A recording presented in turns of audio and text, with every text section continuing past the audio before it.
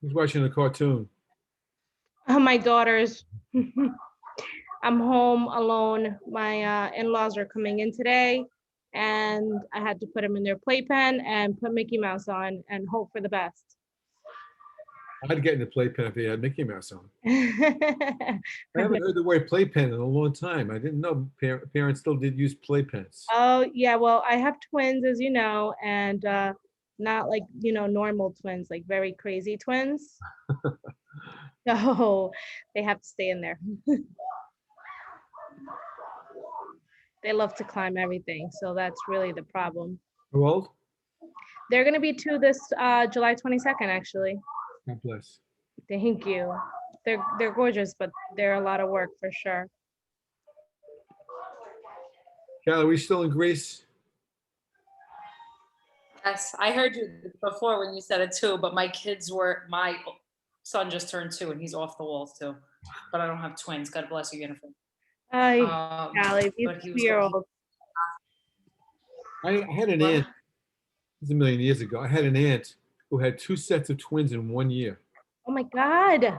I will Looked never at the complain papers, it was again. like a Guinness Book of World Records, that kind of thing at the time. And it was a handful. Now they're 60 years old, if I'm not mistaken. But I remember that. My mother had to help her a lot. All right, so we'll give a couple more minutes. This is it for me. They officially turned me off from other kids.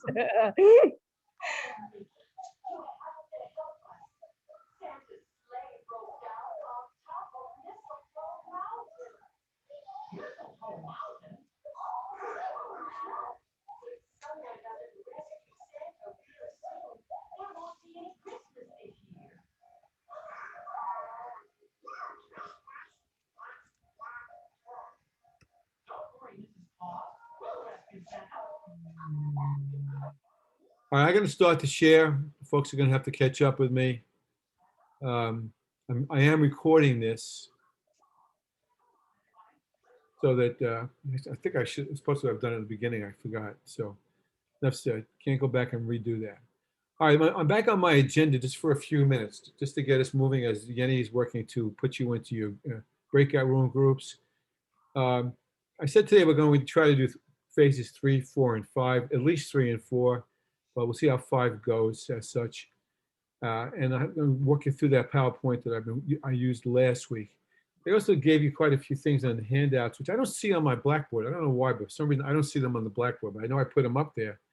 That would have helped you walk through some of these things as well. I also think I put them on the announcements, if I remember correctly. So let's go backwards again. Again, you've been given 2 roles. One was to play a part as a member of a educational leadership team or as a World Out There team person. And then you were given an expertise. In this case, quite frankly, the most important thing to think about today, especially today, is the expertise that you have. And in varying degrees, it's not going to be equal for all of you. You're going to see the presence or absence of the expertises that you are responsible for. Your job is to try to play those keys if you can, and or at least be aware of why they're not playing if they aren't playing as such. So we'll go along with that. You did a nice job of identifying the information sources that you were going to do in phase 1. You also did a very nice job of pulling together your purposes, both as teams and then as a group. Remember, we keep getting mixed up between those terms, but you've done a nice job at that. I was saying to Yenny before most of you got on that if I had you in a real classroom, this would have been a lot more concrete for me and for you than we would have had you swinging from the hallways, chandeliers, and then wherever else to regroup with each other physically. It would have been a lot simpler to see the kind of things we're talking about. But what you did was you did parse your purpose. Came up with very good purposes. And what was interesting to me was, and again, this is not a wrong or a right, it's not a quality comparison. What was interesting to me is that each group came up with different purposes, somewhat different purposes from perspectives that you took, which is great because that's exactly what I was hoping would happen. So from there, you squeeze those down to purposes. And the purposes I did see from Group A, I think it was. Yenny, that's your group. And then Lynn sent it to me this morning again.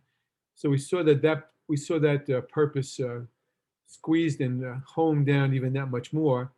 And then I taught you, and this is where the rubber begins to meet the road. I taught all of you and your future specialists and your groups and your teams.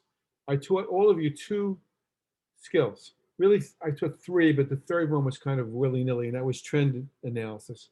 I taught you two skills. I taught you future wheels, and I taught you cross-impact matrices. And I mean, it's testimony. I was wiping tears from all over my face before when Susanna's group was presenting their cross-impact matrix because they nailed it. They did exactly. We did it last meeting too, I think. I think we completed this phase. Yeah, you did. No, you did. Everybody, so everyone's really got that muscle in place. The only proviso, Tom, I would just make sure that I said is always do the futures wheel first before you do the cross impact. Don't jump to the cross impact right away because you really kind of lose some of the things that you would have gotten out of the futures wheel that you could have that you then can move over into the cross impact. But yeah, the future wheels is more like a segue to the matrix if you want to use both simultaneously together. Yeah, one leads to the other very nicely. So, but there's books about this too. If any of you are interested in book besides my own, there's books about these kinds of things. If you're interested in this, to really get very good at these kinds of things. So you did that. The last thing you pretty much came up with, if I remember correctly, and somebody can correct me if I'm wrong, is that you came up with a good set of probables. Remember I kept telling you, we're not dealing with preferables. He shouted, we're talking about probables, not preferables yet. Preferables are out in the future a little bit more before we get to that. Which leads us now over to phase 4. And I made a little pitch about this last week, and now I'm going to stop the share for a second. And I'm going to bring you over to the PowerPoint that we used last week. Just find the right slides. And you have this PowerPoint. I'm around slide 89. If you want to look on, but I'm going to pull it up in 1 second. Because now we're in 3-dimensional future.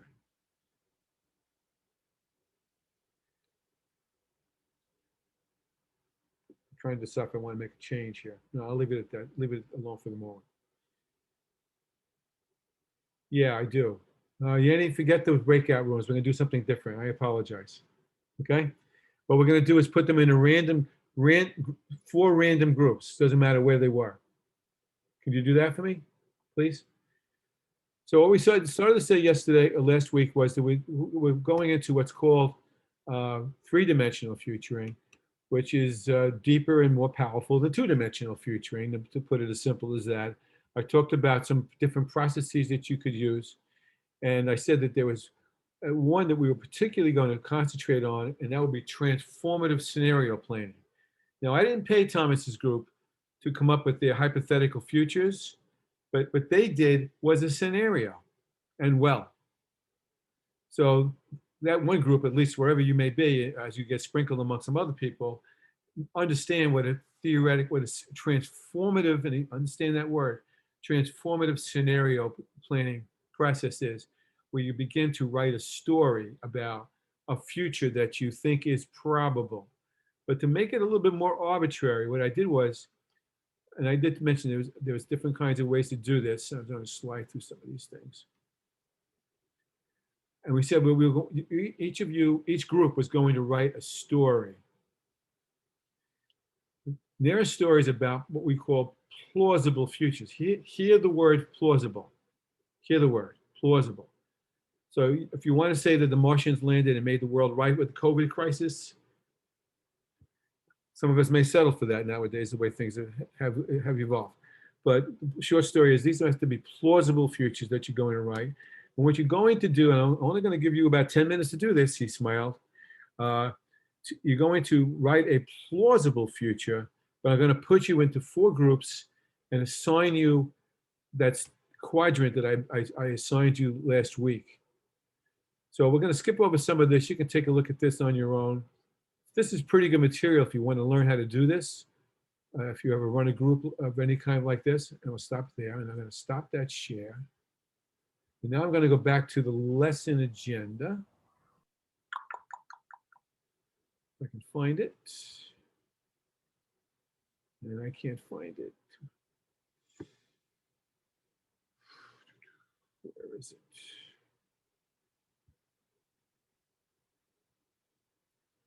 I'm going to share again. Now pay attention. This is going to make your hair hurt a little bit, but it's going to be fun at the same time.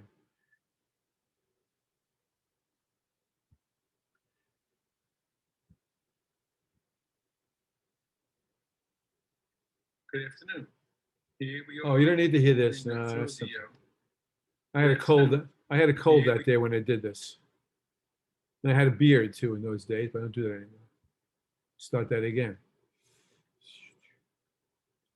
You can see this, right? Yeah. Oh, yeah. So these were YouTubes I We posted don't up. see you yet, Professor. We can't see anything. Okay. Thank you.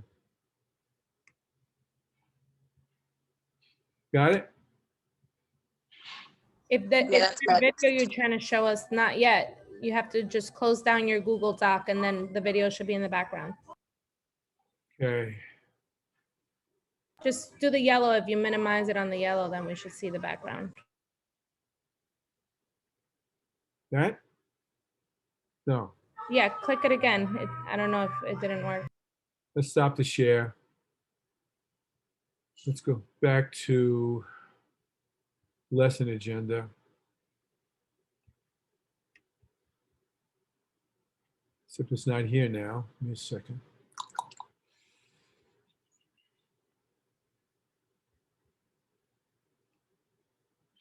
Okay, I got the doc up. And now I want to share it.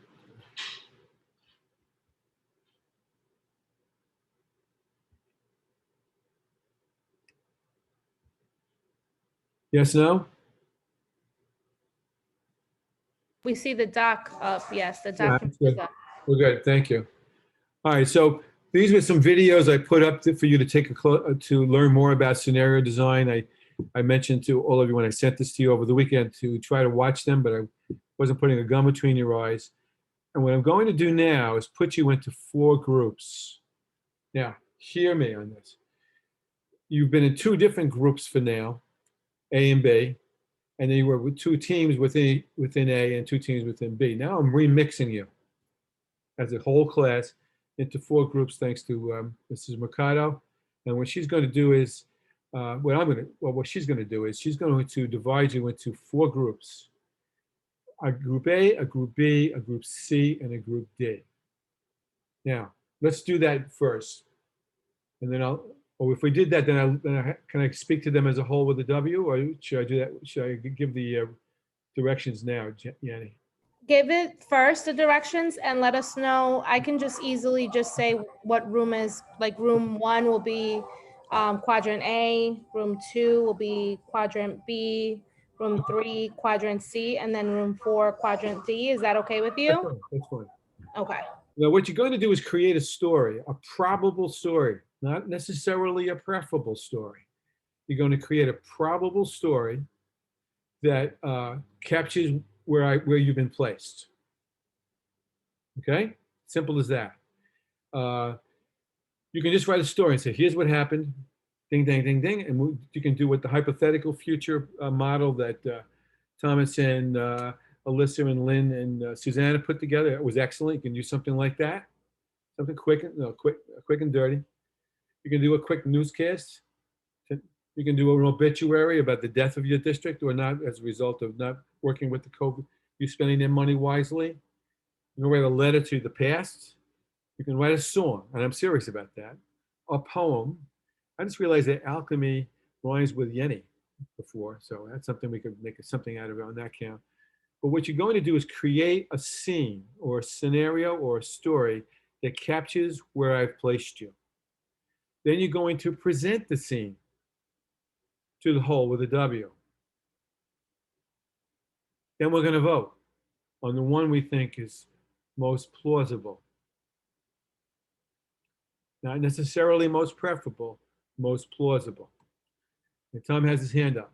So are we just making up a story based off the situation you gave us, or are we using our districts that is in our groups as a reference? You're gonna use all that juices, all those juices that you Okay. pulled together. Got it. Your futures, wheels, and your matrices. Now, there's gonna be some conflicts because you're working from two different groups. I get that.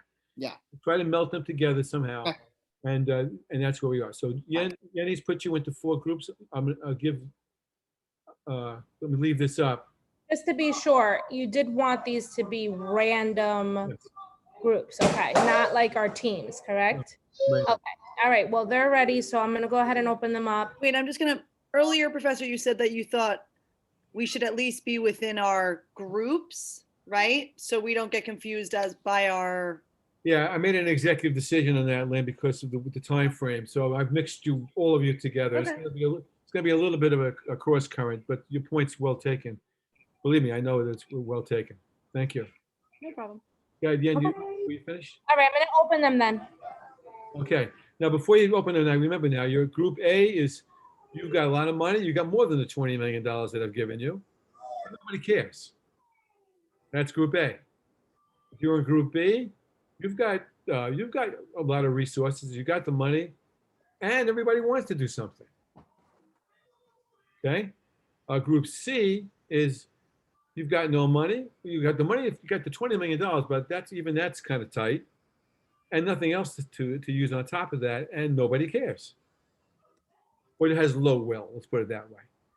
Or you're in group D where you have you have the will to do it, okay, but you don't have the resources. Even though you have the $20 million, but things are in conflict on as far as that's concerned as well. So it's A, B, C, or D, and I'm talking too much. Go, Yenny.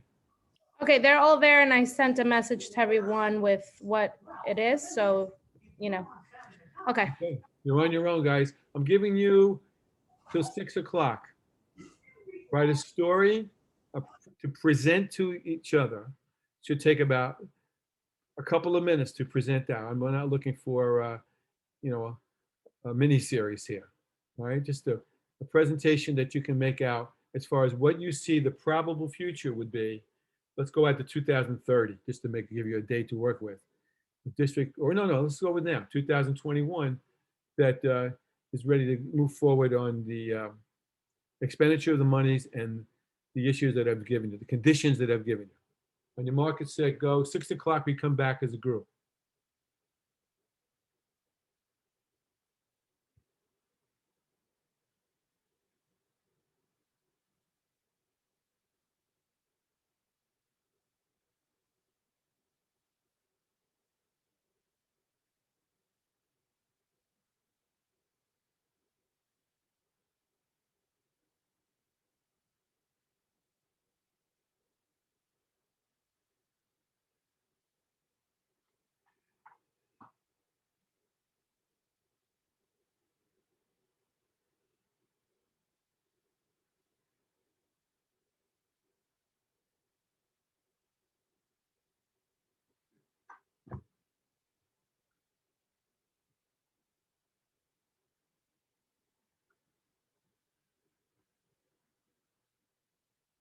At a school that has resources. Maybe we should make a scenario. Oh, he's here. Hey. Yes. Hi.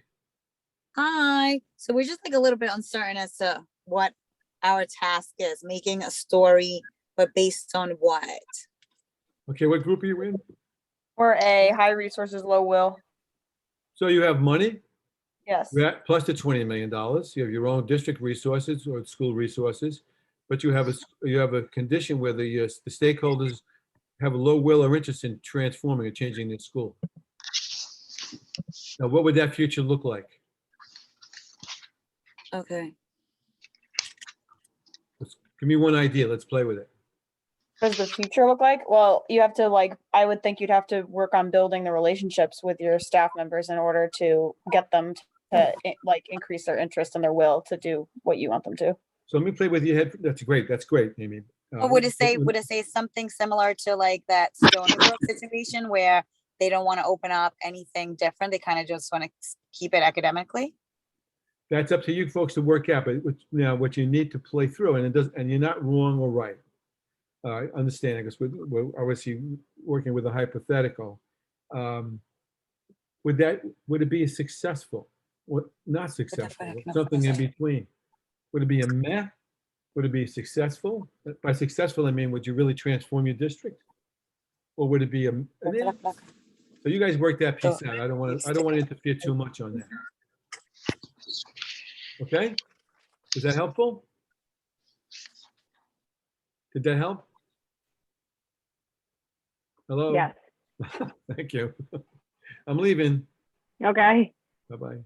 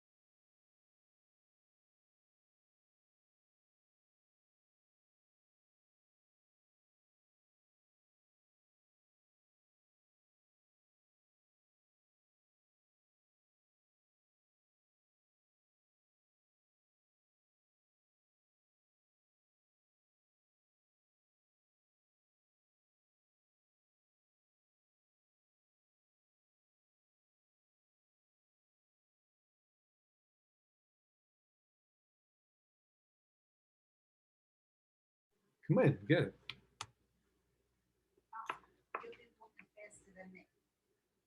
You know you will, right? You'll be whizzing by. Want me to have them see you?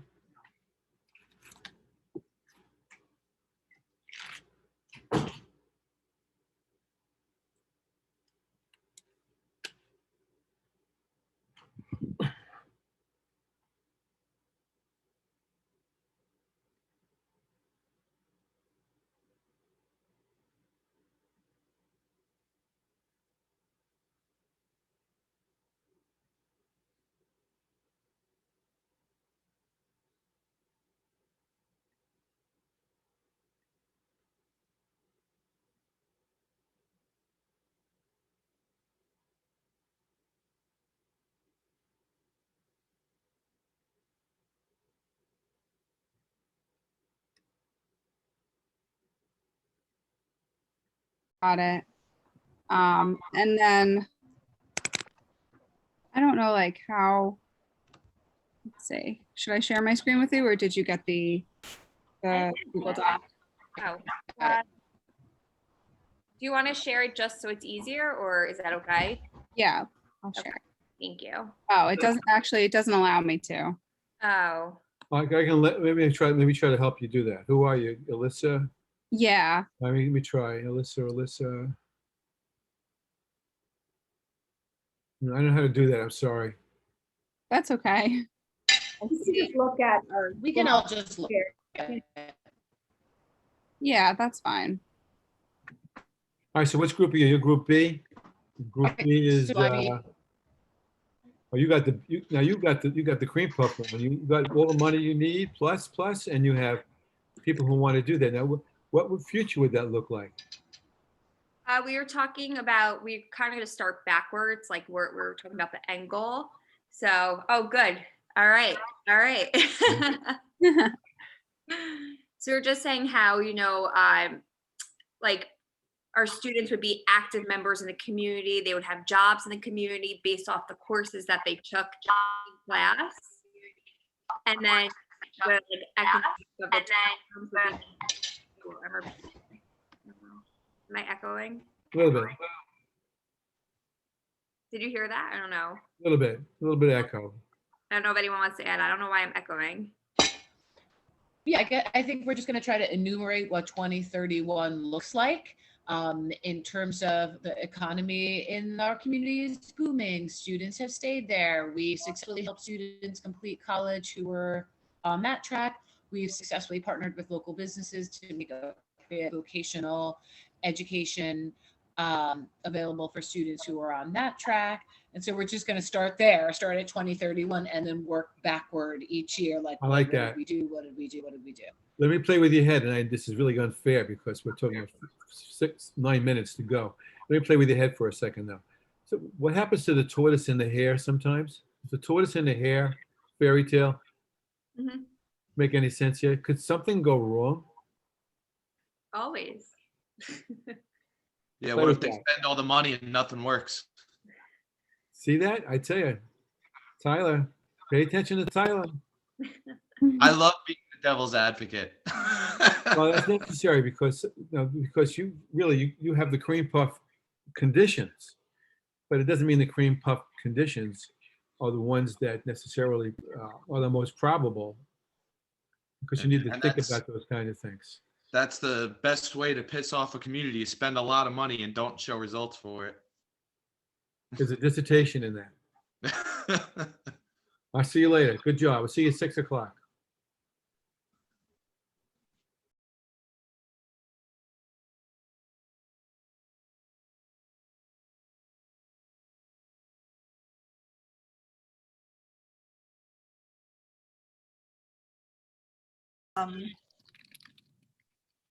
A Prezi, I like a Prezi. huh? Yeah. A I like Prezi? it. Okay. So they Haven't seen created a Prezi in a long time. I know, right? You know, I just made one for another class and you can record video on it now. So you can actually be on the side of it. And so Oh. you could use it for like a flipped classroom or something like that. You could like make up video up for your class and then go over it, go through it, and record yourself on the side. Or just your voice if you only want to do your voice. It's pretty cool. And Yeah. it's still free. Okay, so anyway, they created a Prezi Okay. to show this, or I'm having a brain fart for good work, like to present this to the group, just to sell their Yeah. negativity. How do you spell Prezi? Prezi. So you have a group that's, but you got the most things stacked against you. Yes. Right. Now, We have again, no money and no hope. yeah. So now what kind of future is that? And by the way, I mean, obviously it could be the most dismal, I'm thinking of Terminator 2. If you ever saw that movie, it could be that dismal, or it could be something with something maybe rises out of the ashes and emerges and transforms that place as well. You can go any way you want with it, but you have about 6 minutes to do that. So I'll stop talking and leave you alone unless you have a question. I don't think so. You want to hear what we have? Yeah. So we said the district is implementing a new policy to incorporate an increased focus on social emotional learning into the current curriculum. At a faculty meeting, the second grade teachers voiced their reluctance to the change and the new instruction. This ignited conversations among the teachers for and against the new policy introduction. Within this faculty meeting, the principal separated the groups into their grade levels to begin to organize their thoughts and prepare opinions to share. The group of second grade teachers were very negative, did not want to embrace the change at all. They created a Prezi to share their thoughts with their colleagues. And what happened? That's the next part. That's where you just jumped in. We're not I'll there leave yet. you alone. I'll leave you alone. I can't wait to find out. I'll see you in 5 minutes. All right.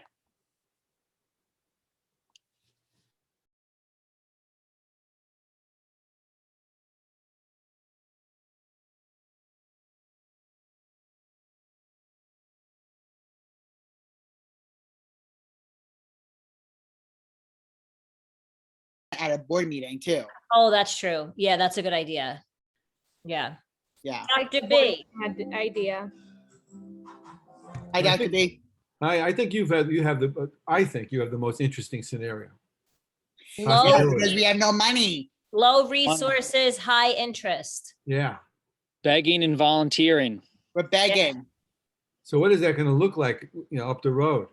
And So- you can go either way you want with that, left, right, or up, or in Well, or middle. we're futuring this as we can't, we will have resources in the future of this, but we have to start off small with no resources to be innovative. So that's where we're taking this idea, this approach with our scenario, if that makes sense.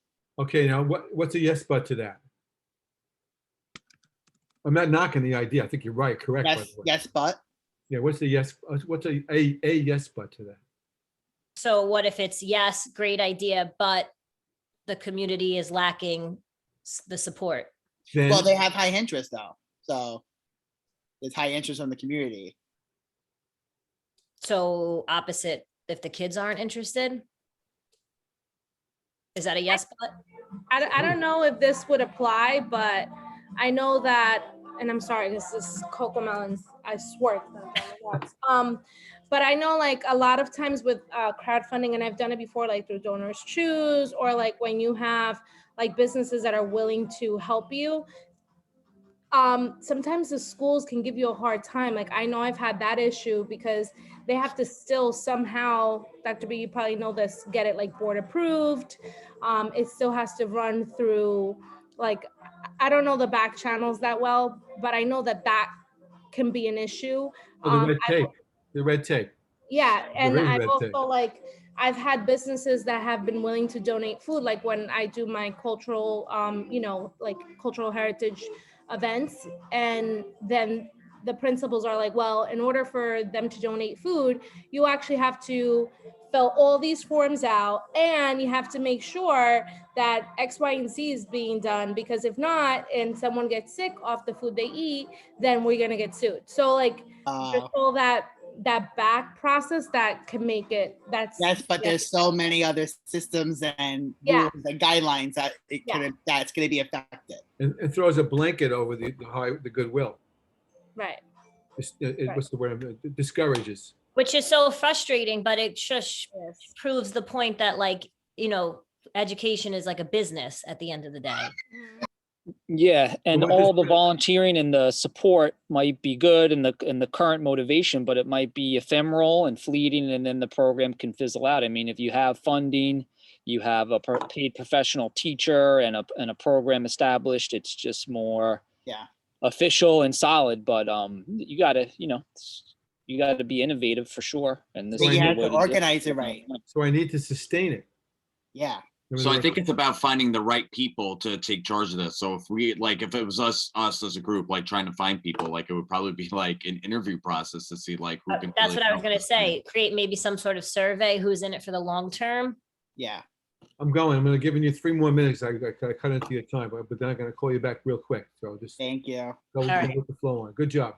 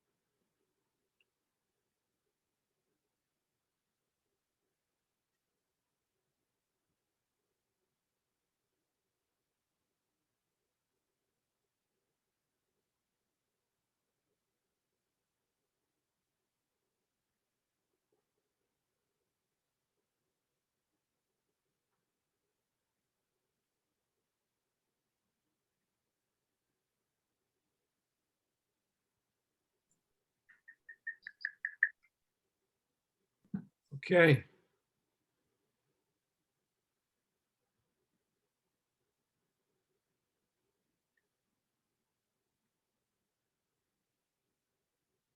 I'm not sure if any of you ever watched a Charlie Chaplin movie. Charlie Chaplin was a very famous actor in the silent film age. So if you ever watched a silent movie back 100 years ago, you can see the people all walk around real fast because they're moving very quickly and they rush through the scenes. It's something to do with the camera, I guess. And that's what I put you through. I put you into a silent movie where you're rushing through processes that, in some cases, and I'm being completely serious, can take years to develop a scenario and to have come through all of the different processes that all of the different phases that we've examined in the past three or 4 weeks. We've squeezed them together and we've accelerated through them.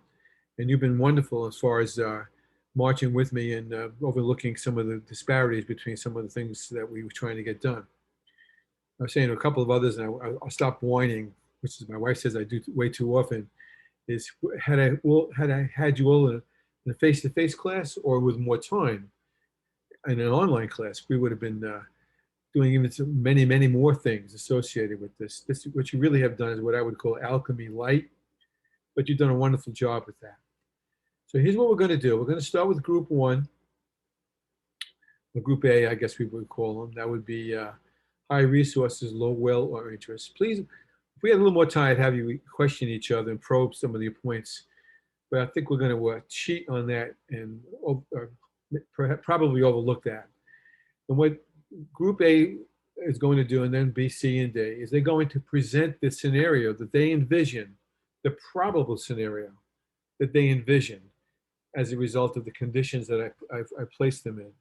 Understanding that some of this is a little bit distorted because you were working in A's and B's, and now I have all of you smushed into one group. So I get that, and I think you work with that as well.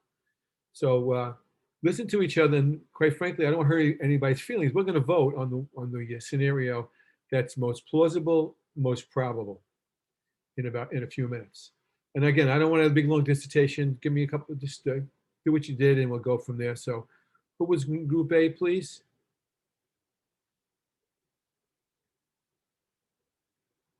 Was that myself, Patricia, Callie? I think. Was that We were A. Go A. Oh, okay, so then okay, so we had low interest, a lot of money. And what we came up with was to have professional development training, either during the year where you will be provided coverage because we have a lot of money, or you could do it during the summer and get paid, but you have a deadline to complete it before the following school year. And also throughout the school year, we want to do fun events like cultural events. Something that I saw in Hempstead, which was fantastic, was bringing in during Black History Month, we had African drummers and dancers come in and have the whole school involved and just kind of we also had a Hispanic Heritage Month where we celebrated in the same way, where there was like an assembly and we brought in dancers and music and just kind of immersed ourselves in the culture for that month. So it would kind of bring it not only besides just the PD part of it, but also bring it into the classroom, could penetrate into the content and just have a little bit more of a reach and an impact. I'm putting words in your mouth and taking them out again, Callie. I think I'm also hearing that the PD is intended to change the way we instruct. Is that fair to say? Yeah, have a greater reach, a greater impact. So change the mindset of the staff, raise awareness, and then also, go a little bit further. Okay. Thanks a lot. Again, I would have questions if we had more time, but we're going to go with that. So we'll go with that one. And then we had B, and those people had money and interest. So they had a good deal there. Who was B? So that was our group. So high money, high interest. So what we came up with, or what we said, was that our district was able to implement vocational training programs as well as college readiness programs into our schools to try, with the overall goal to try to get our students to become active members of the community and try to retain these students in our community. So these programs ended up being a big success. Things were going very well. Our students were not only getting good training and good leadership paths for what they wanted to do in life, but they were able to pursue those goals and come back very successful. Then they were able to join our community as part of the workforce, and the community started to flourish economically, and kind of everything worked out nicely. But about halfway through this, we noticed that our programs were starting to lag behind what was happening with the job market. The job market was adapting, but our programs weren't. So the community started to notice that, and there were rumblings about, hey, we're not keeping up. So us as a district, we had to go back and revisit what we were doing to we didn't want to our programs were working, so we didn't want to get rid of them, but we had to revise them and start looking at, okay, what do we need to adapt in order to adapt with the world around us? Interesting. So I'll put words in your mouth to take them out again. I was about to say that everyone lived happily ever after, but before they lived happily ever after, they recognized that the initial futuring needed, and because they had the capacity to be flexible enough, needed to be adjusted as some of the futures began to change, the outside futures began to change, but basically they were able to move along because of the agility of the organization to adapt to how the changes came about. Yeah, exactly. Yeah, pretty much that's exactly it. Yeah. Okay. All right, great. Thank you very much. Who was C? That was us. We debated a haiku, but went with a scenario. Come on. Oh, wait. So he said, our district was implementing a new policy to incorporate an increased focus on social emotional learning into the current curriculum. At a faculty meeting, the second grade teachers voiced their reluctance to the change and the new instruction. This ignited many conversations among the staff for and against the policy. Within the same faculty meeting, the teacher separated the group into their grade levels to organize their thoughts and prepare to share their opinions. This group of second grade teachers were very negative, did not want to change at all, and were really resistant to incorporating any ideas or any new instruction.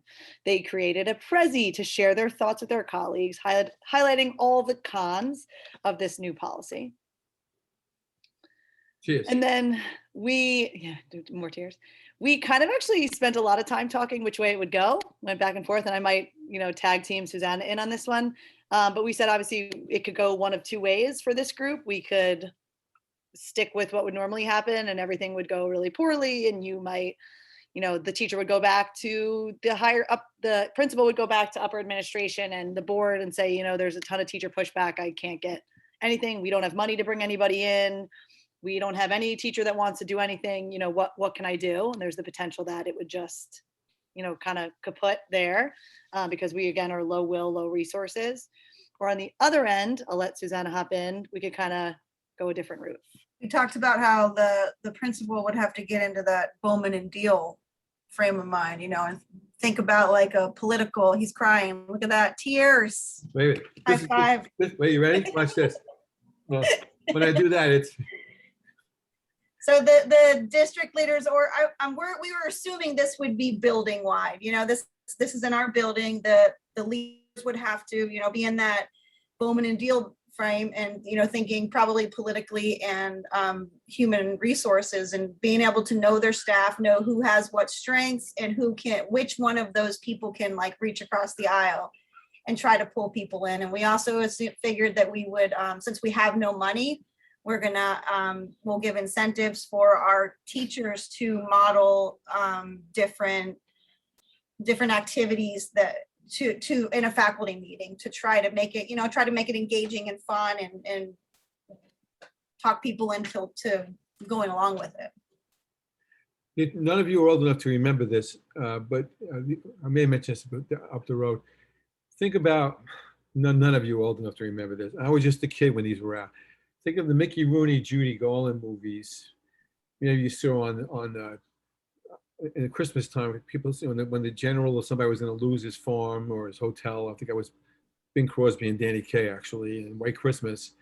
Everybody got together and hustled together to save the hotel by putting on a show, so that the group came together, coalesced among themselves in spite of their obstacles to create a new future as such. That's what I'm kind of hearing from you when you used, like I wrote it before you said it, Susanna. I could prove it to you if you want, if you don't believe me, but we both use the same word, and that would be to engage. Okay, thank you very much. Nice job. All nice jobs. And the group I think that had the most intriguing conditions was Group D. So whoever you were, would you please tell us what future you think you saw? So, all right, we're gonna do a little acting. Little acting. So, hi, welcome to News 12. My name is Tom O'Leary, and I'm your anchor. So tonight's story, we are at the ABC School District, who developed an internship program for our students, all through volunteers. So I'm going to make my way to interview Jennifer, the principal of the school. How are you doing, Jennifer? I'm doing great. How's everyone doing tonight? Doing well. Can you tell me about the program, please? A little bit about the program? So we really wanted to, have those multiple avenues open for the students. We know that not all students strive on the academics, so we wanted to be able to offer these internship style programs for our students. We have about 3 different internships. And you telling me this is all volunteer? There was no... All volunteer. Wow, there must be a lot of challenges with that too. Can you tell me some of the challenges? There definitely were lots of roadblocks along the way. Obviously you have to make sure you cross your T's and dot your I's, and a lot of permits have to be filed. A lot of paperwork behind the scenes, but it's all worthwhile when we're doing it for the kids. Oh, that's wonderful. And now I'm going to take it over to, where is she? Gina. Gina's a business owner, one of the business owners that has taken part in the program. How are you doing, Gina? Hello. Hi, can you tell me more about your business and a little bit about your participation in the program? Yes, sure. So I actually own my own seamstress business, and I think it's a dying industry. And so therefore, living in this district, growing up here actually too, I want to be able to give back to my community in a way where my business will also grow, and hopefully I can turn some students' interest into a possible future and career where they can work with their hands and not necessarily, have to follow this college road and get a degree, and they can live a great life and they can come work for me. Thank you so much for sharing her handle, her Twitter handle, and her Instagram handles on the screen for you guys to check out her business. Also, we have Chase here, who is a teacher who's observing and help guide the students to lead their internships. How you doing, Chase? All is well here. Yes, Mr. Chase Camerata. Happy to volunteer my time. I know we're having some struggles with the funding, but as long as it's good for the students, I could devote some of my time and efforts to start the internship and vocational programs. And I'm excited. Maybe in the future it can grow and we could look for some government grants or some other sorts of funding, and it can become a paid position or something along those lines. But for now, just want to get the kids involved where they should be. Sounds wonderful. And last but not least, we have Steve, who is one of the students who's participating in this internship program. How you doing, Steve? Sup? So what business are you? No, so I got in a big fight with my grandma the other day. I ripped my shirt, the shirt pocket, and she was like, well, why don't you sew it? She's like, when I was a kid, I was able to sew it. I'm like, what are you talking about? What's sewing? So we got into a big argument, and thankfully for this program, I learned how to sew. And it's like one of these skills that I never knew that I needed. So this is really helpful for me. And now my grandma talks to me again. That's wonderful. Did you make that shirt that you're wearing right now? I did. Can you believe it? Love it. I think I'm going to sell it. We have a future Mark Jacobs here, future Calvin Klein here in the making. Well, that's all. Thank you and have a great night. There are no words. There are no words. And this was recording. We're live. Okay, thank you. Wow. Okay, all of them were very good. Okay, maybe I don't even know where to go with all this, but let me just collect myself for a second. Now, understand where we are at this point. I'm going to share screen again and go back to the lesson plan. Okay, and you just came through phase 4. You took all the futures that you played with, all of the different, think about the sum, the SUM, of all of the ideas that you've played with for the past 3 weeks, based on what you knew about District ABC, notwithstanding you were in two different groups, and now I melded you into one. You played with them, you purposed them, you futured them, and now you've synthesized those futures into 4 different scenarios. By the way, in case we didn't have to use those 2 conditions of high will and high resources, or low will and low resources for that matter. Those are just the ones I use because they're easy to work with. You can have some fun with that if you ever try to do this in your leadership lives up the road. But what you did was you came up with 4 scenarios. Now, this is where it gets a little tricky. I'm gonna have you now vote. You can do it on chat. Okay, there's A, B, C, D, and I don't think it's necessary to remind you what the conditions were. If you need help, I'll do that with you. What you need to do now is vote for the scenario that you think is most plausible, most probable. Not necessarily what's most preferable. Most plausible, most probable. So start voting now. I'm going to pull up I think we all have the same chat. I'm not going to vote. Because I would, oh, by the way, now, I don't want you to think it's Gina and Stephen and Yennefer. What I want you to do is I want you to think of as the part and the expertise that you played. If you were the principal, if you were the futurist, if you were the principal and you were the demographer, collaborative leadership specialist, come from that vein as best you can. And I know it's hard to do in the amount of time we have. And start voting, please.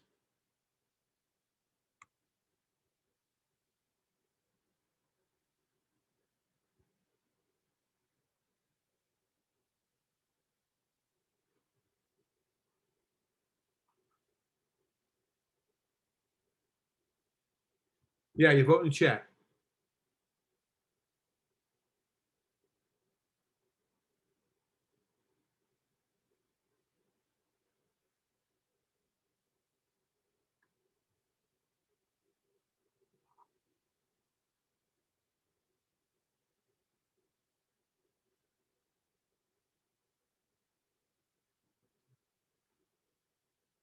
So I just have a quick question. When we're talking about voting for the most probable, is it in terms of those, what's the word? Like the parameters that were set for that group, which one was most probable? Does that make sense? So like, yeah, but the presentation but the presentation's got to substantiate that. Okay, I see what you, okay. Yeah, that's hard because like, I think in real life, like, high interest, high resources is what's going to really get you your bang for your buck, I don't know. It's definitely got to be, 2 or D, because I think when you have that high interest, I can't vote is what I'm saying. I can't pick one. I'm sorry. Yeah, you can. I think it's hard. You ever see Indiana Jones? You ever see Indiana Jones in the Last Crusade? Choose and choose wisely. Well, I think what's making it hard, at least for me, is I feel like all 4 were plausible situations for what was presented. So it's hard to pick which one was the most plausible. Well, you're going to have to. I know. Yeah, I have to. It's negative. I just feel like there's so many low interest people in many districts that I feel like that's very probable that you're going to get like people like they want to get, we have so much resources here, but it's about engaging them. I think like Susanna said, I think that's what it is. So that's where I'm at. I think that's why I said A or D. But A. No, don't give me A or D. Don't give me B. Give me come on, get off the potty and give me something that's I said A.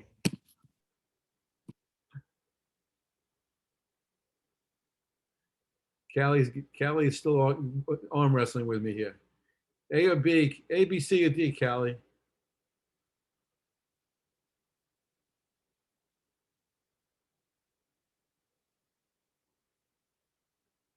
I think everybody voted. I'm not sure. Let's go back to the top. Somebody do a quick tally for me here.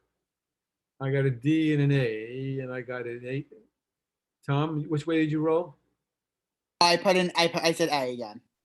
So I got D, A, D, D. Is somebody counting these I things? guess for what me? I'm confused about is that the resources is set in stone based on the district, pretty much. Yeah, well, So- I had to give you those conditions. I should have probably given you some other conditions to consider. Okay, because I'm like, that's like you.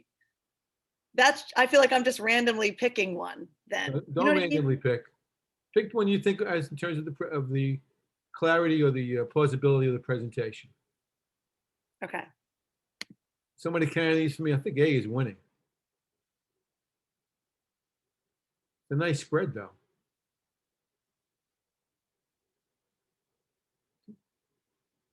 All right, I know nobody's counting, so I got to make a counting. So I got C, C, C, A, D. And I got a lot of A's. A, D, A. All of a sudden, a lot of C's pop up.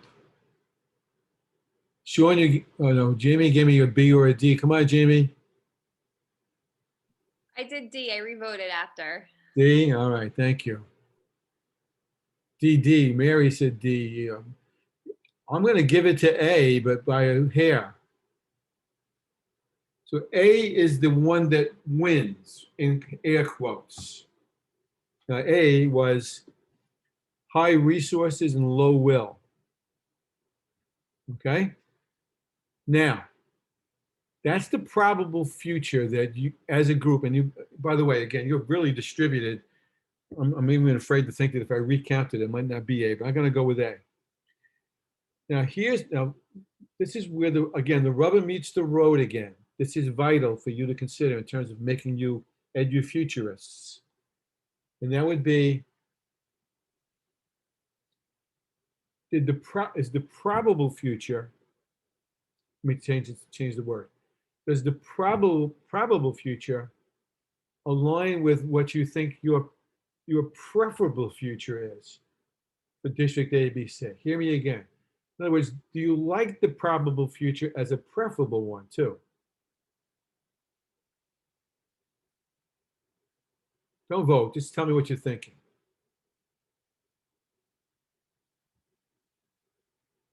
Are they aligned? Do they match up? Do they cross with each other? Or is there a gap between the probable future that you voted for as a group and the preferable one that you would like to see happen for that make-believe district? I say no. I agree. Because there's no engagement, there's no relationship building, especially in my district group. If our purpose is building a relationship with the community. Okay, unless somebody really radically disagrees with Tom, okay, I'm gonna work from Tom's point. Tom is saying no. The preferable future that Tom speaks to doesn't match up with what the probable future that appears to be the one that won. So you did all this futuring stuff, all this predicting and forecasting and purposing and the matrixing and all those other good things. And you probably came up with a pretty educated guess about what the probable future is for District ABC. But it doesn't really match what you want. Look at my little chubby hands. There's a gap between the two. Now, what do you do about it? Can you bridge the gap? Excuse me? Can you bridge the gap in any way?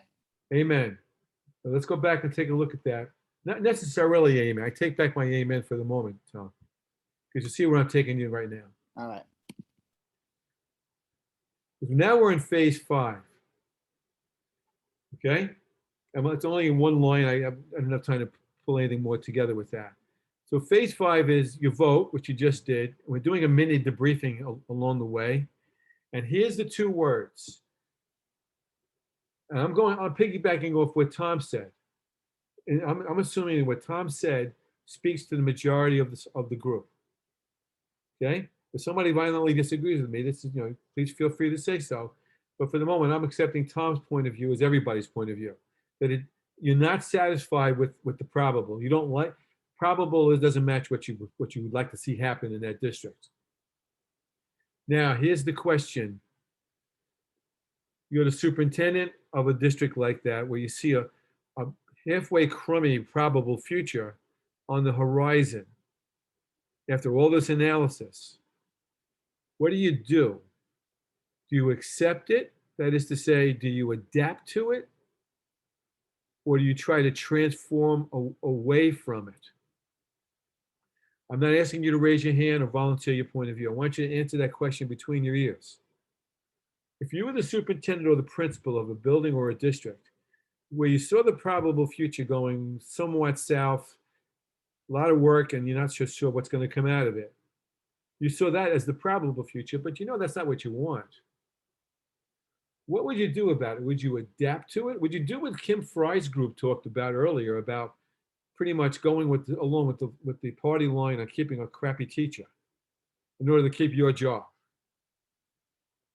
Would you just go along to get along? Would you adapt, turn a few dials here, that, or that way, this way or that way? Or would you say, you know what, I don't accept this future, and I choose a radical departure from it? There's no correct answer to this. But you make a decision in your mind about it. And I'm not even going to ask you to share it. I will tell you that every time I do this simulation, and again, this is Alchemy Light. We're leaving a lot of things out that we would ordinarily do. And I've done this with practicing administrators in districts on Long Island. And I will tell you, and every time I say it, I grit my teeth and bite the inside of my lip at the same time. They never say transform. They always say adapt. Now, there's different ways to interpret adapt. I understand that. But none of these principals and superintendents, for that matter, were willing to stick their head or her head into the meat grinder to transform. What does that say? Don't answer that, but just think of what does that say?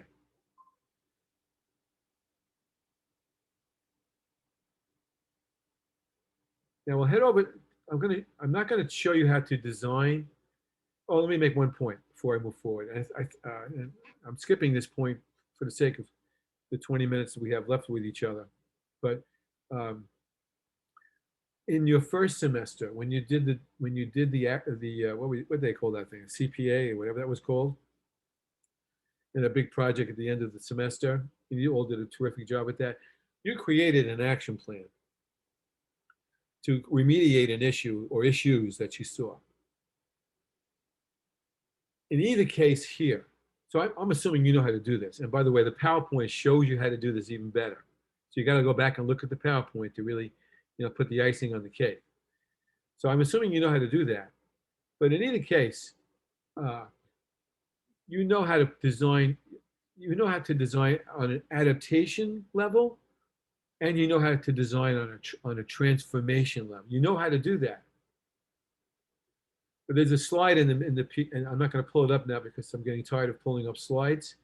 But there's a slide in the PowerPoint that you have that shows. You remember when we talked about futures wheels? We said we talked about the ripples on the pond. Well, the ripples on the pond were the surface of the pond. Chase, I think, is my only science teacher here, but and I don't know much about earth science, Chase.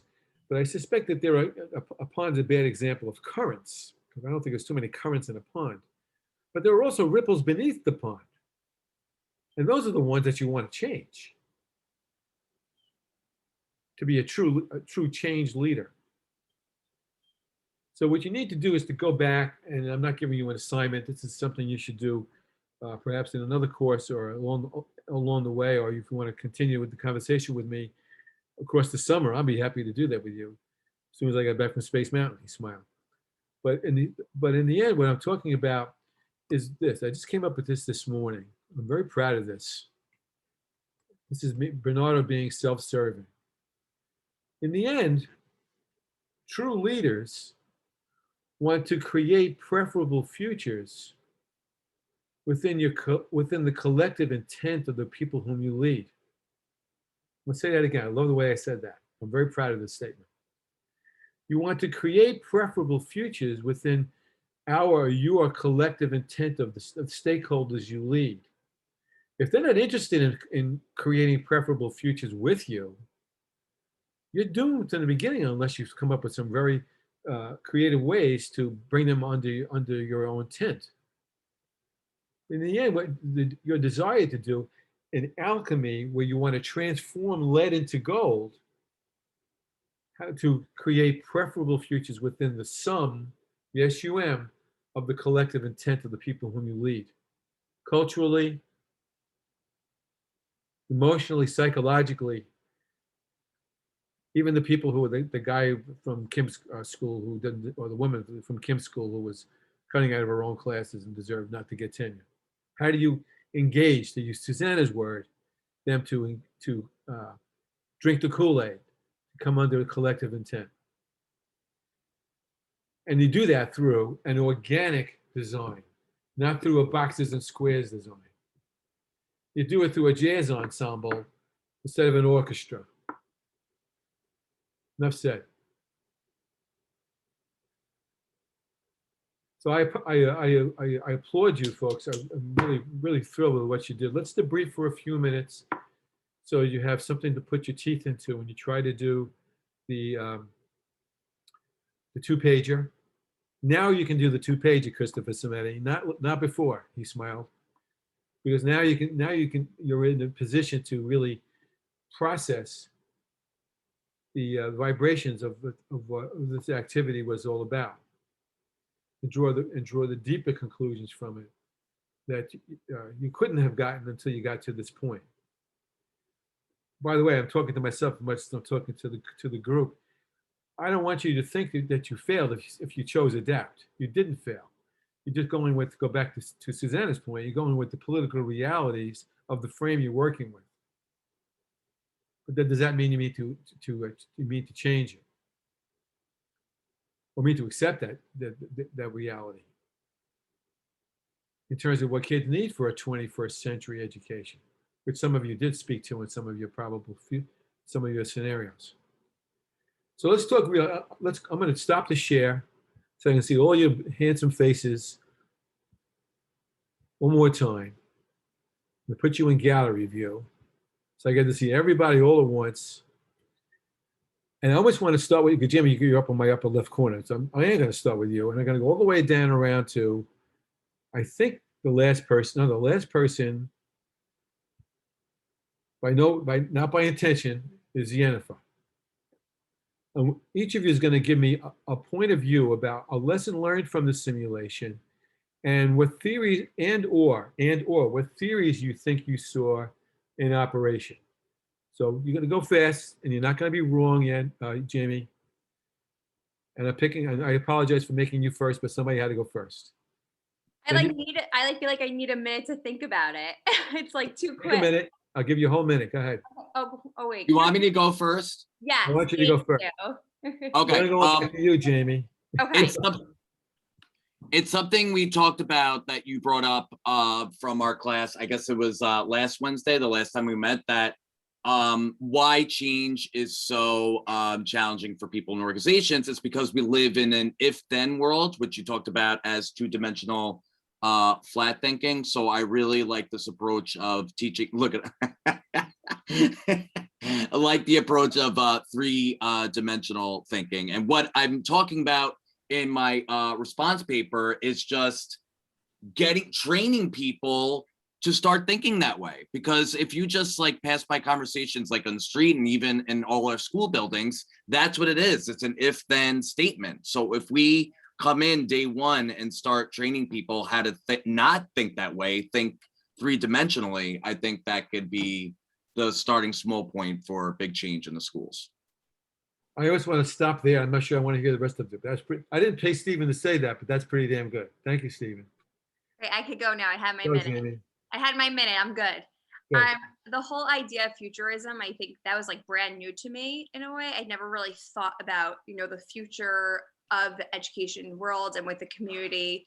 of the district I work in. So, everything we learned about futurism and thinking about the next steps forward instead of being in the moment is something I'm really going to take away. And especially, the wheels and the matrix is something I loved that. I feel like that is such like a whole other way to look at how to make decisions. So it's something, a big takeaway for me. You get a tier 2. Everybody's gonna get a tier. Thank you, Jamie. Thank you. Have a good time in wherever you're going. Bosnia, wherever you go. Turkey.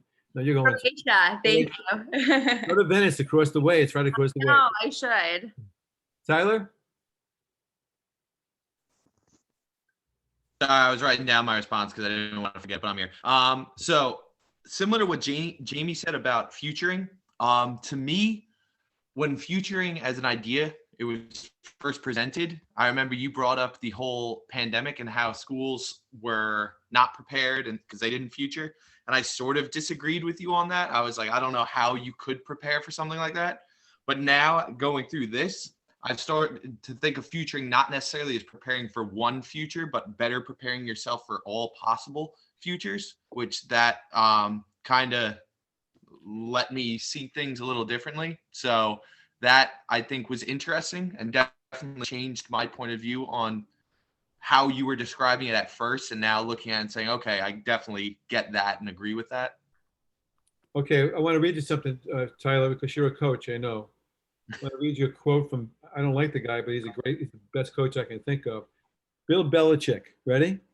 I don't like him either, but okay. All right. This is Bill Belichick, Patriots coach, football coach. He says, every battle is won before it is fought. Yeah, I've heard stuff like that. Similar ideas, but yeah, I've heard stuff like that before. Yeah, definitely. Okay, thank you. Amy?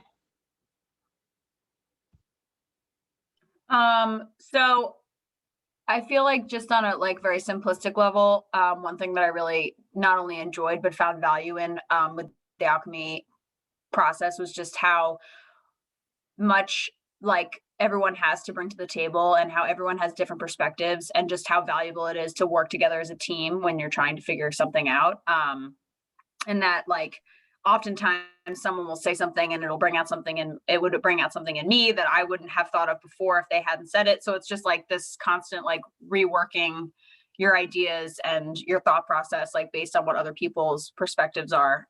So I think there's a lot of value in that. And I really enjoy working as a part of a team. So I think that just like was reinforced with this project.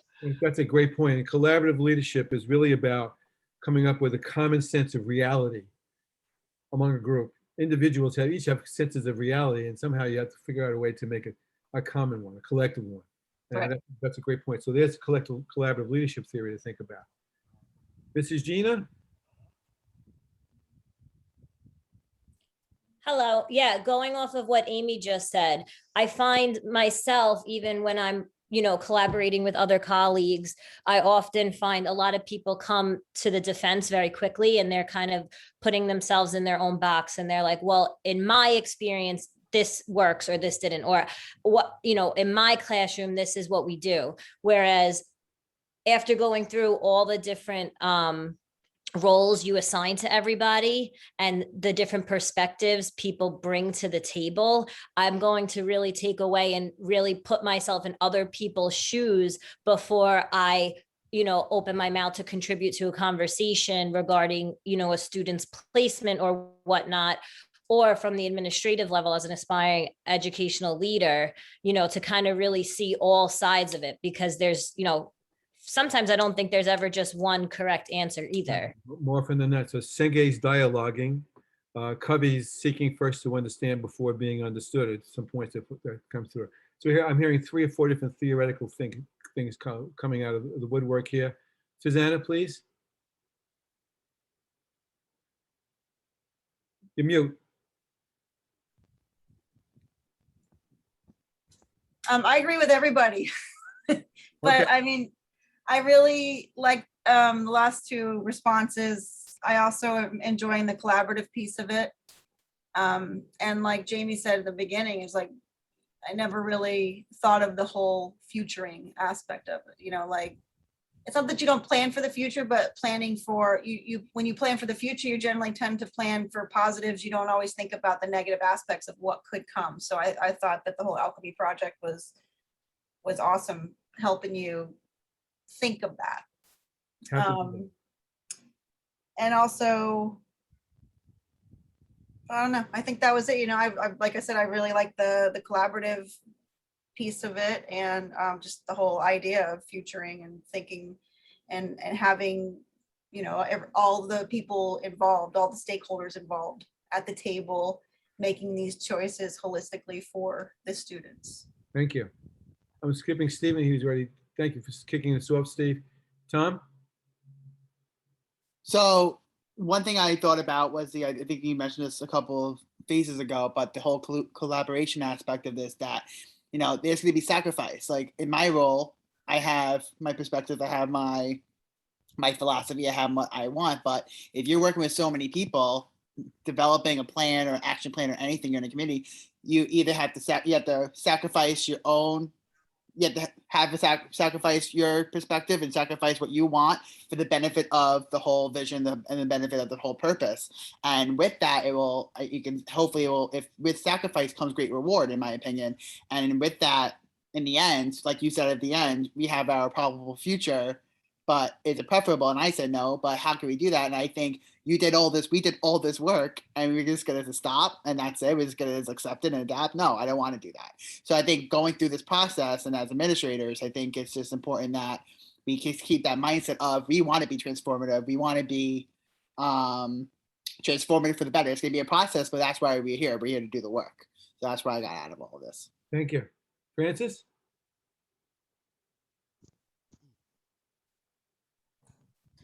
Many tears today, Dr. Bernardo. There's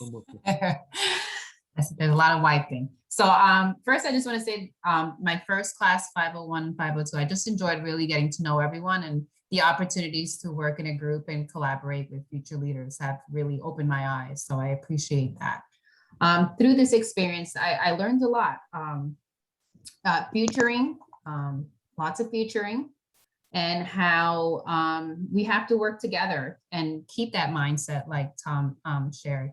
It's going to take a lot of work, but our goal is to transform, to make those changes for the children, for the students, and for our future, and for generations to come. And I know you always say there's a win-win, win-lose, lose-win, or lose-lose. And it's tough to make everyone happy.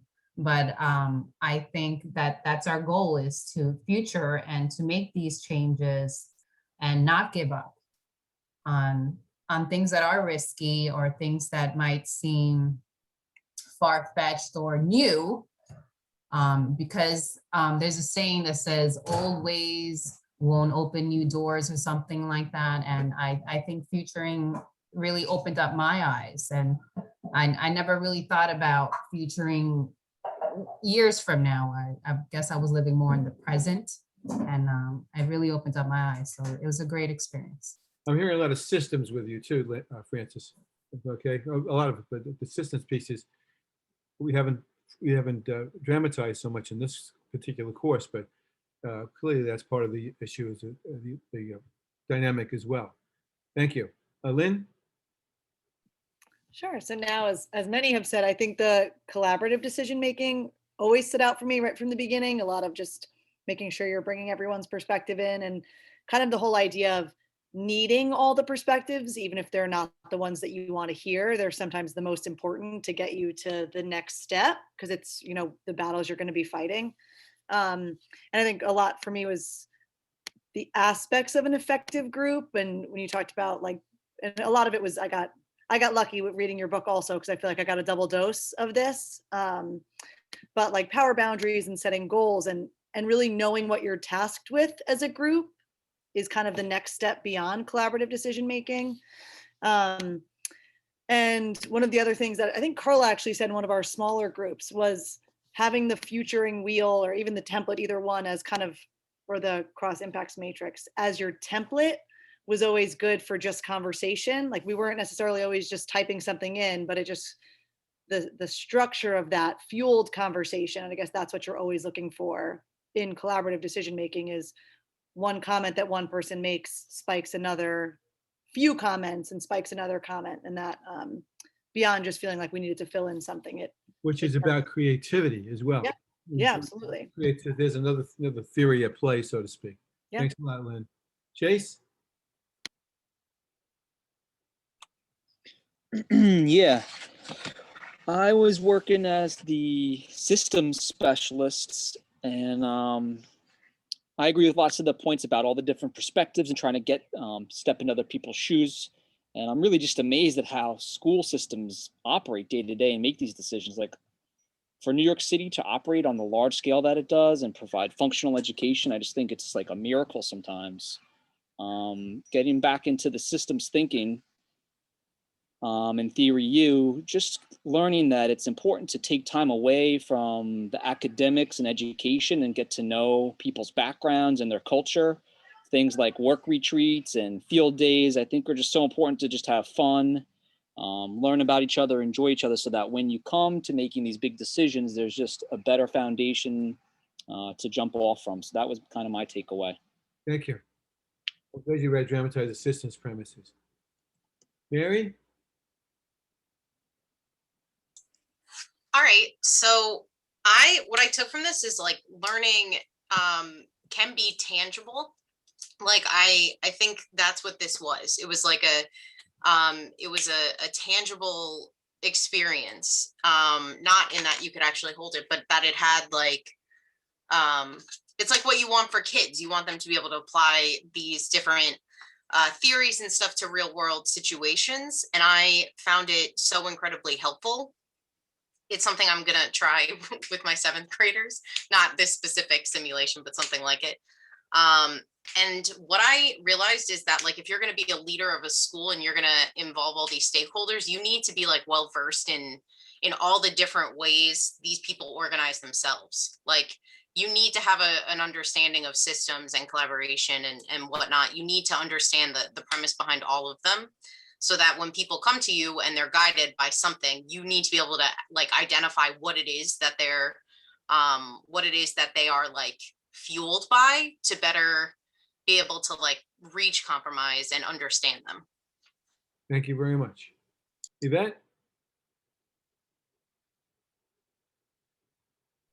Okay, I got it. So I don't know, I don't remember who said it, but somebody spoke about boundaries, and I have to say, I have to agree a lot with that, because most of us are used to like having control of the entire classroom, and you do everything just the way you want to do it, and that's pretty much it. And working like this in groups, this just opens you up to know where your boundaries are, and to be able to collaborate with other people and just hear other people's opinion and other point of view, and to be able to come up with a much better solution than you would, I think, on your own. The creativity piece again. Yeah, If you let the people create, which is the other way. absolutely. I would tell you just to pick, I don't want to take too much time with the clock's ticking, is this, somebody said they were, I think Frances said she was very happy to have met this group last semester, and now, you know, her classmates. And this, you need to know that you folks are very special. I've got some other groups would never have functioned with the way you function. In fact, you went beyond what I thought any group could do, especially online, to have this all happen.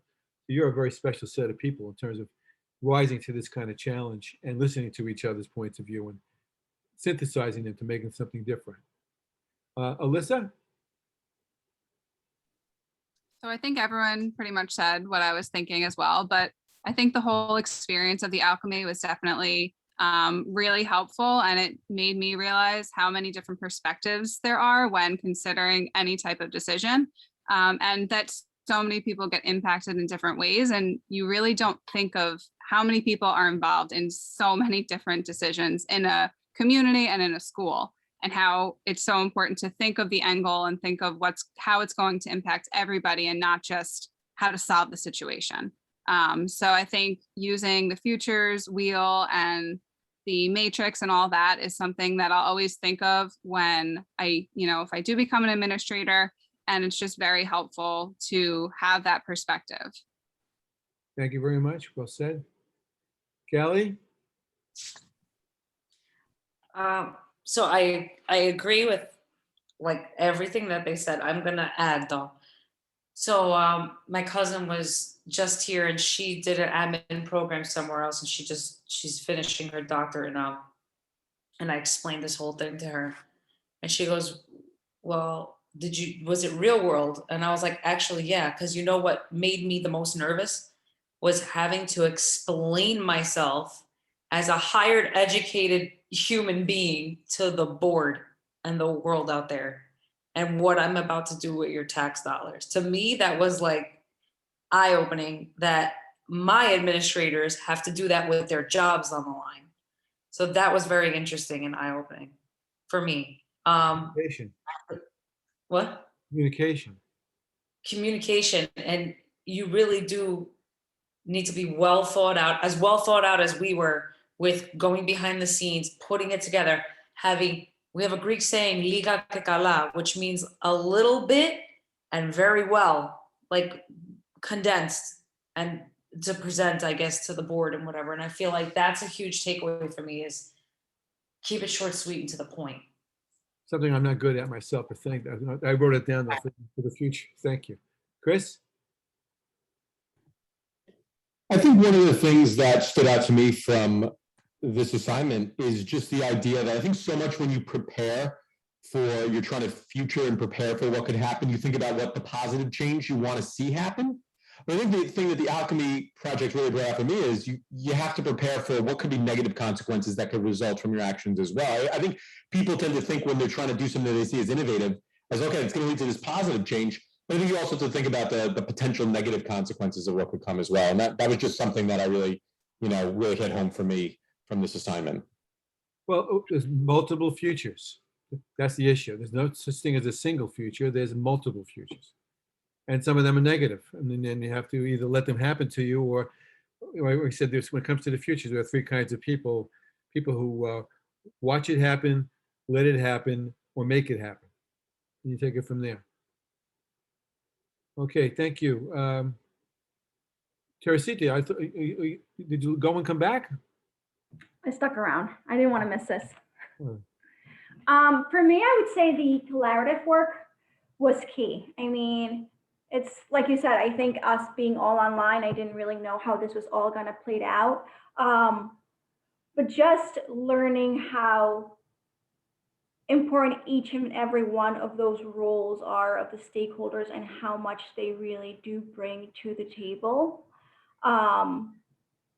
Hearing everyone's perspective and having to negotiate, what you want and what you think is best, while also considering what they think, and how that may actually play out. I thought, I really liked it. I mean, I thought the group work was amazing all throughout the whole class. Great. Thanks a lot. Best to your husband. Thank you. Patricia? So I don't know how much more I can share because everyone really did say everything and I agreed with what everyone said. The only thing that for me was kind of shifting my paradigm was the futuring part, and having that expectation, and I guess kind of begin with the end in mind was kind of my biggest takeaway, and being patient and like understanding that shifting culture or whatever it is that you're trying to do in a school building is going to take time, and all the different alternatives of how it can end and versus how you want it to end, or how the outcome that you want. So I think that was my biggest takeaway. Thank you. Thank you. By the way, Yvette, did you move yet? I'm like in the middle of it. That's why I have no Wi-Fi. Well, best of luck for that. Thank you. Kimberly? So much has been touched upon already, but first I just want to say I love this simulation, and I've already planned one for my AP seminar class where they're going to have to decide dryers or hand towels from the perspective of a principal and think through all of the multiple perspectives. And I like it for my students for the same reason that I liked it for us, because I feel like we were living transformational leadership. We had to have a shared vision. We had to communicate about that vision and so on and so forth. So develop the vision. So I really liked that piece of it. I liked feeling like we weren't just learning about a theory, we were being a theory. And then I also, a couple people touched upon negative futuring. And I am a very future focused person. I'm a planner, but I'm always planning for the best case scenario, which is wonderful. But I also come see the value of like, well, what could go wrong here? It's like a maturity piece almost, like kind of thinking about that other side. And I like that I had an opportunity to think about that in the context of administrative leadership. So those are two major things that I took from this. Thank you. And the nice thing about a simulation is like if you were playing a video game, if the dragon kills you, you get to live again. That's right. And the simulation here, if something went south instead of north, it's not as though you lost your job. That's something to consider. Sean, you've been very patient. I think and then I have Mrs. Mercado bringing up the rear, and then we're. Oh, so Yenny texted me. She had to get off because she had to take care of her daughter, but she'll email you her thoughts and All response. right, so Carla gets the last word, but Sean goes first. Go ahead. My opinion is that what I've learned is that everyone, all the stakeholders, has something important to bring to the table, like Amy says. And the majority opinion is not always the one that should be accepted or the loudest or strongest voice, okay? In futuring, what is really important is that all stakeholders should come to a consensus. I hear collaborative all the time, but that collaboration should bring you to a consensus. And that is achieved through dialoguing and communication. So that's the theory I want to stress on. But most important, collaboration must result in consensus rather than the majority opinion overriding or ruling what the future would look like. And that's a basic belief in cultures, in group cultures, that sometimes gets overlooked. So that's very articulated very nicely. Thank you, Sean. Carla, tell us what we need to know. Okay, so basically everyone said everything that I really wanted to say. But however, I'm going to stick to the word collaboration because that's one of my main words. I like the fact that we were placed into groups multiple times and we were able to kind of dive into whatever we were doing. And what I took away from that is that every one of you here is very, very intelligent because I learned so many things that I did not know. And just listening to each other, knowing that everyone has something valuable to share. And even whatever is shared, it's really important and it can be connected to something else which kind of help to kind of complete the task. So that was an important part that I took away. One other thing that was really great for me is that that wheel that we did. What is it called again? My brain is not functioning right now. The futures wheel? The futures wheel. I kind of like that because I thought about as a teacher, even though we all are educators, but as a teacher in the classroom, like thinking about giving your kids a graphic organizer. And I remember Thomas mentioned graphic organizer some time back. And that kinds of help you to piece your information together and kind of put everything that you want to say together and fit it all in one place. So that's what I'm going to leave you with. Thank you very much. I used that strategy in kindergarten when I did teacher coaching in kindergarten. I mean, if Goldilocks comes to the front of the house and she is not sure if she should go into the house, and you future that, you can do a futures wheel on that with 6-year-olds if you think about it. Hey, listen, one more thing. Remember what you come back to something Carla just said in a different way. What you've done is collectively empower each other. I didn't create that. That was organic. That came out of you folks in terms of how you engage these processes and use the processes to here's a word that we use a lot in education, but it doesn't necessarily carry as much import as it gets more lip service than not. This was true constructivism among you folks. You constructed your own learning, and that was great. So to tell you, I'm around if you need me. I'll be here Wednesday if you want to. A reason why I did this last piece was to give you some fodder for how you need to do the 2-page assignment that you have to send to me. But I will be here Wednesday for about a half hour. If no one's here, I'll still be around. And then if you need me in the next 10 days after that, send me a Mickey Graham and a Mickey bar. But I will find you and you will find me. I promise to get back to you. You're all good people. I hope I see you again. If there's anything I can do for any of you professionally to help you become what you would like to be, I would be more than happy to do that for each and every one of you. And it's been an absolute pleasure. Take care. Thank you, Dr. B. Take care. Bye-bye now. Thank you so much. Thank you. Thank you all. Dr. B. Bye. Thank you. Have a great summer. Thank you. Have a great summer, everyone. See you real Dr. soon. B, thank you. You will be missed. Thank We'll you. miss Thank you. you. Appreciate everything. Good luck to everybody. Bye. Thank you. Take care. Bye. I'll stay if anybody needs to talk to me. Hi, I guess it's just me. So I had more than one question. Are you going to post the recording like today or tomorrow? So I can, yeah, I just missed, it was like 20 minutes and it's a bummer because I had no other option. That's fine. Don't worry about it. No, but I will post it takes a while to go through the process. It's not like you just click a button. So I'll have it tomorrow morning. No, actually tomorrow afternoon, actually. Okay. And if you don't see it by late tomorrow afternoon, just text me and say, where is it? And I'll make sure that you have it. And they did a great job. You did a great job. Everybody did very well. So Yeah, I caught the explanation of the scenarios. I was there for that. I just missed the participating in one.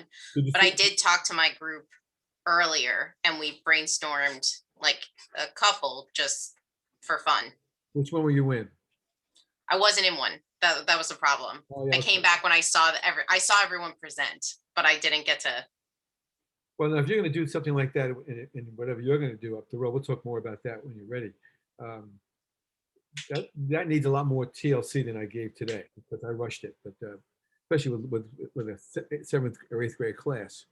But you can get some things that happen. I'm gonna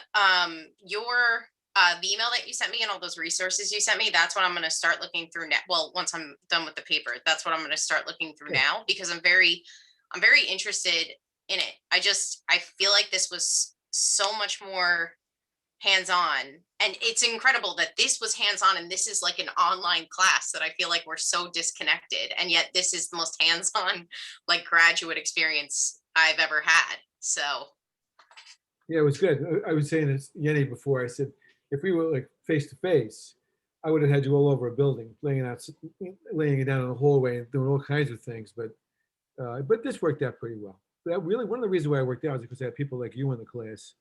In fact, there wasn't one person in this class who was doing, oh, what does he want me to do kind of thing. It was none of that. It was all very, very positive set of people who are genuinely interested in learning what we were trying to get together. And you were like a wonderful example of that. So what class are you taking next?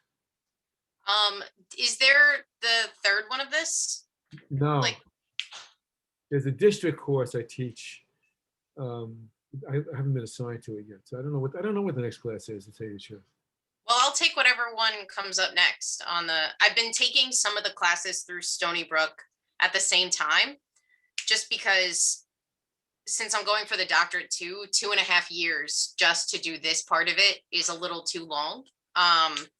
So like I'm at the end of the law class, which I've loved. I've loved the law class. Actually, I love this one. I love the law class. Like, I liked the first class of this. Like, the only class I've had any issues with is the one that I talked to you about, because I was like the supervision one that I was so stressed out about. But it's been incredibly interesting.